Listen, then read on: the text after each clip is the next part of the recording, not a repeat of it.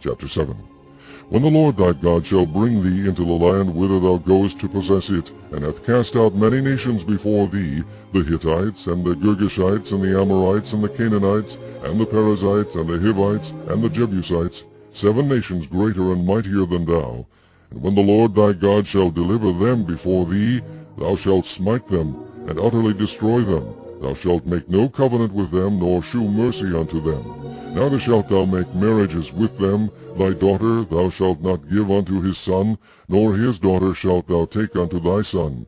For they will turn away thy son from following me, that they may serve other gods. So will the anger of the Lord be kindled against you, and destroy thee suddenly. But thus shall ye deal with them. Ye shall destroy their altars, and break down their images, and cut down their groves, and burn their graven images with fire. For thou art an holy people unto the Lord thy God. The Lord thy God hath chosen thee to be a special people unto himself, above all people that are upon the face of the earth. The Lord did not set his love upon you, nor choose you, because ye were more in number than any people, for ye were the fewest of all people. But because the Lord loved you, and because he would keep the oath which he had sworn unto your fathers, hath the Lord brought you out with a mighty hand, and redeemed you out of the house of bondmen, from the hand of Pharaoh king of Egypt. Know therefore that the Lord thy God, he is God, the faithful God, which keepeth covenant and mercy with them that love him, and keep his commandments to 1,000 generations, and repayeth them that hate him to their face, to destroy them. He will not be slack to him that hateth him, he will repay him to his face. Thou shalt therefore keep the commandments and the statutes and the judgments which I command thee this day, to do them. Wherefore it shall come to pass, if ye hearken to these judgments, and keep and do them, that the Lord thy God shall keep unto thee the covenant and the mercy which he sware unto thy fathers. And he will love thee, and bless thee, and multiply thee. He will also bless the fruit of thy womb, and the fruit of thy hand, thy corn, and thy wine, and thine oil, the increase of thy kine, and the flocks of thy sheep, in the land which he sware unto thy fathers to give thee.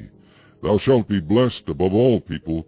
There shall not be male or female barren among you, or among your cattle. And the Lord will take away from thee all sickness, and will put none of the evil diseases of Egypt, which thou knowest, upon thee, but will lay them upon all them that hate thee.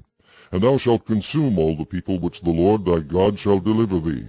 Thine eye shall have no pity upon them, neither shalt thou serve their gods, for that will be a snare unto thee.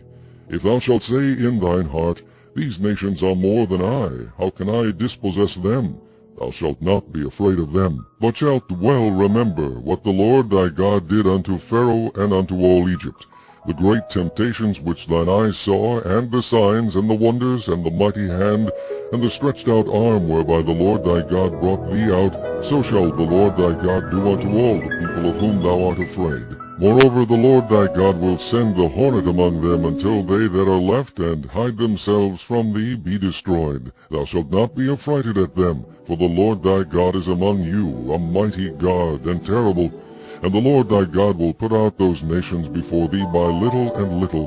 Thou mayest not consume them at once, lest the beasts of the field increase upon thee.